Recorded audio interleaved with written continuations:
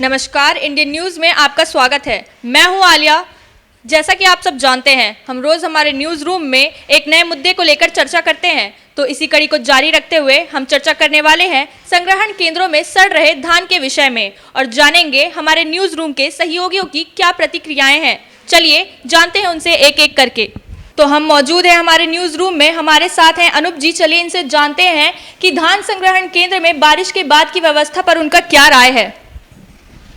पहले तो मैं अपने सभी दर्शकों का स्वागत करता हूं कि आप लोग हमारे साथ न्यूज़ रूम के डिस्कशन प्रोग्राम में जुड़े हैं। आप लोग हमारी प्रतिक्रिया को, हमारी चर्चा को इस पे कमेंट भी करिएगा, अपनी राय भी दीजिएगा। देखो आलिया, ऐसा है कि अभी एक दुर्ग से खबर आई है कि सैलूद संग्रहण केंद्र में बहुत सारा धान खराब हो गया है, कई हज़ार हेक्टेयर, कई लाखों का। लेकिन पर्टिकुलर यहाँ बस ऐसा नहीं है, पूरे बहुत सारे छत्तीसगढ़ में ऐसे संग्रहण केंद्र हैं जहाँ धान रखा हुआ है और ख़राब हो रहा है। एक्चुअली में है क्या कि छत्तीसगढ़ में धान काफ़ी ज़्यादा होता है और तैयारी के लिए हम प्रशासन को डायरेक्ट दोष नहीं दे सकते कि व्यवस्था नहीं कर पाया उन्होंने और ज़्यादा धान ले लिया, ख़राब हो रहा है। एक्चुअली में हम थोड़ा सा पीछे जाएं तो देखें तो भूपेश बघेल जो सीएम है, उन्होंने बीच बीच में केंद्र सरकार और उनके बीच में मतभेद होते रहे हैं चावल की खरीदी और धान की खरीदी को लेकर, और ख़ास तौर पर चावल की खरीदी को लेकर कि केंद्र सरकार नहीं उठवा रहा है। तो एक मुद्दा ये भी हो सकता है कि भाई उधर से जब भंडारण केंद्र में पुराना चावल रखा हुआ है, पुराना धान रखा हुआ है, मेन चावल की बात करते हैं अपन, चावल रखा हुआ है, वो जब तक नहीं बिकेगा, नहीं हटेगा तो नया नहीं आएगा। ठीक है, तो एक मुद्दा तो ये हो गया। और दूसरा ये हो गया कि आप उतना खरीदी करो जितना आपके भंडारण केंद्र में जगह हो, और साथ में बरसात के लिए भी व्यवस्था करनी चाहिए, विभाग को करनी चाहिए, खाद्य विभाग को करना चाहिए, और जो वहाँ के लोग हैं उनको करना चाहिए। अब धान सड़ गया, अब उसको बेचने की तैयारी कर रहे हैं कि भाई कोई भी खरीद ले किसी भी उसमें, तो एक तरफ ये नुकसान है, कई लाखों का नुकसान हो गया। और ये दर्शाता भी है कि एक तरह से बेरोजगारी में भी जाएगा, क्योंकि भार पड़ेगा सरकार के ऊपर, तो फिर कहीं और जगह से निकालना पड़ेगा, उसके लिए लोग कहेंगे महंगाई बढ़ गई। तो मेन सुरक्षा की दृष्टि से ही खरीदारी सरकार करे कि जितना हम सुरक्षा कर सकेंगे, जितना हमारे पास बरसात के लिए व्यवस्था है उतना ही खरीदे। जी। खराब धान की मिलिंग से हजारों कुंटल चावल रिजेक्ट हो गया, इस पर आप क्या कहना चाहेंगे। वही जो मैंने मतलब पहले बोला ना कि बीच बीच में जब खरीदी की बात होती थी, कई सारे पत्र भी लिखे हैं कि केंद्र सरकार नहीं उठवा रहा है, हमारी मदद नहीं कर रहा है, और चूंकि बाहर बहुत जाता है, वो केंद्र के थ्रू ही जाता है, केंद्रीय मंत्री यहाँ से मतलब पत्र के थ्रू, खरीदारी के थ्रू बाहर जाएगी चीज़ें, तो वो नहीं हो पा रहा है।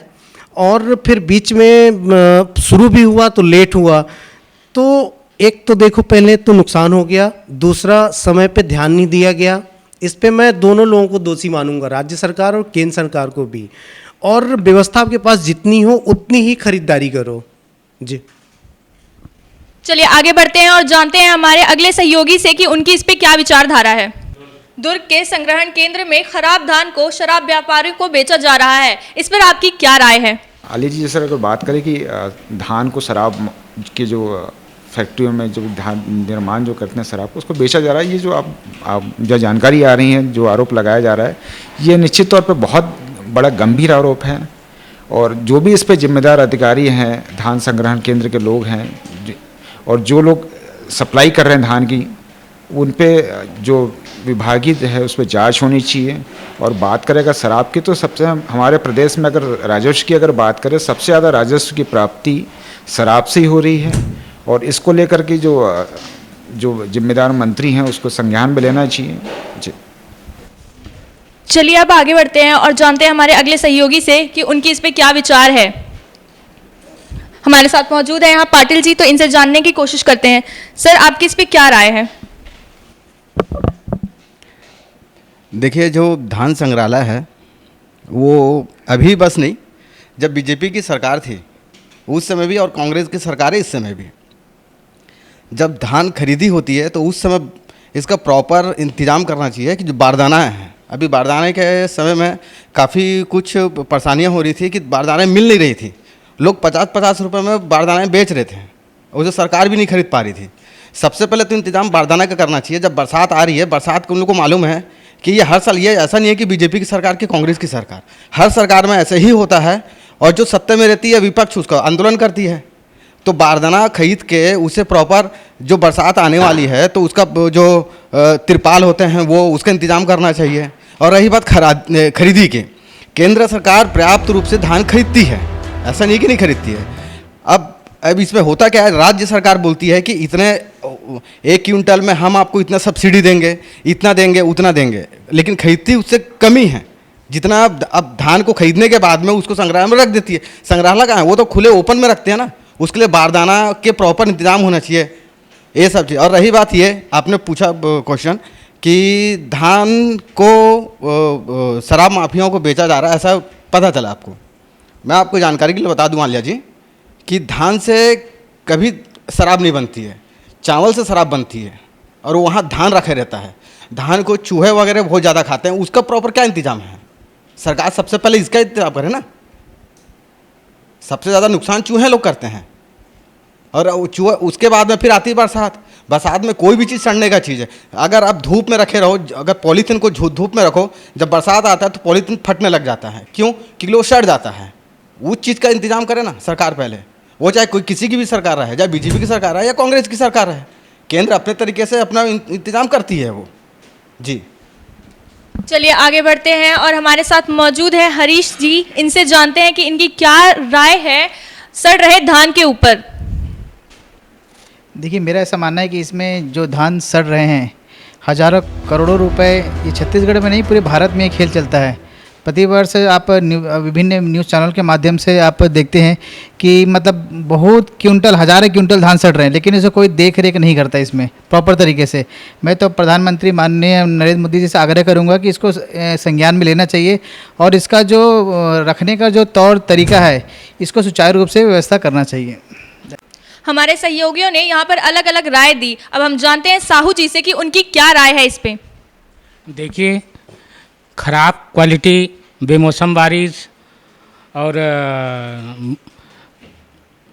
धान के बद इंतजामी के कारण मतलब न केवल सेलूद बल्कि ज़िले के कई सोसाइटियों में लाखों मीट्रिक धान खराब हो जाते हैं। और इसके पीछे कहीं न कहीं भ्रष्टाचार की भी वो आती है। और भ्रष्टाचारी की बात को भी इनकार नहीं किया जा सकता है। सड़ाव से रोकने के लिए शासन को पर्याप्त बारदाने की व्यवस्था करनी चाहिए, शेड बनानी चाहिए और भ्रष्टाचार के पीछे लिप्त भ्रष्टाचारियों को भी नज़र रखनी चाहिए और उन पर कार्रवाई करनी चाहिए। चलिए अब आगे बढ़ते हैं। हमारे साथ मौजूद है हमारे वरिष्ठ पत्रकार। इनसे जानते हैं कि खराब धान की मिलिंग से कई कुंटल चावल रिजेक्ट हो जाते हैं, इस पर उनकी क्या राय है?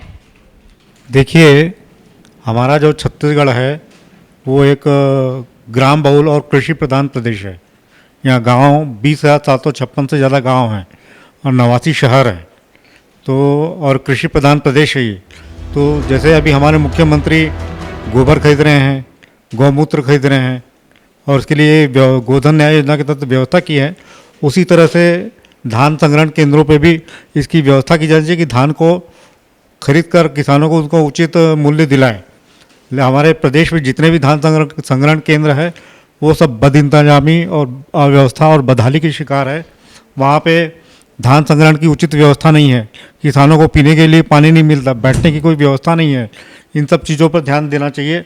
और ये जो मीडिया के माध्यम से जो खबरें आती हैं कि जो खराब धान है उसको शराब पर कोशियों को बेच दिया जाता है, इसकी जांच की जानी चाहिए। चलिए आगे बढ़ते हैं और जानते हैं हमारे अगले सहयोगी से जो कि मौजूद है हमारे यहाँ, संगीता जी। इनसे जानते हैं कि सड़ रहे धान के ऊपर इनकी क्या राय है।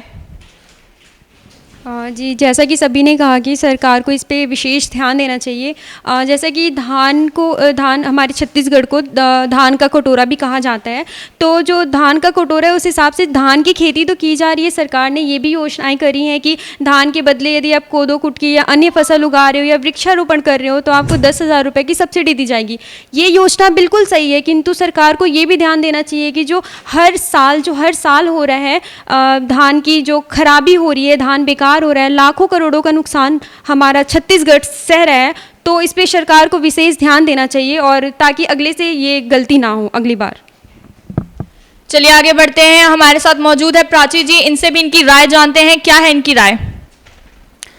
देखिए, मेरा मानना ये है कि जो चावल ख़राब हो रहा है, पिछले 2 वर्षों से 2 गुना चावल इस वर्ष ख़राब हुआ है, तो इसका सीधा असर हमारी अर्थव्यवस्था को पड़ता है और यही जो कारण है वो आगे चल के गरीबी का कारण बनेगी और यही आगे चल के बेरोजगारी का भी कारण बनेगी। तो ये सारी कड़ियाँ कहीं ना कहीं आपस में जुड़ी हुई हैं।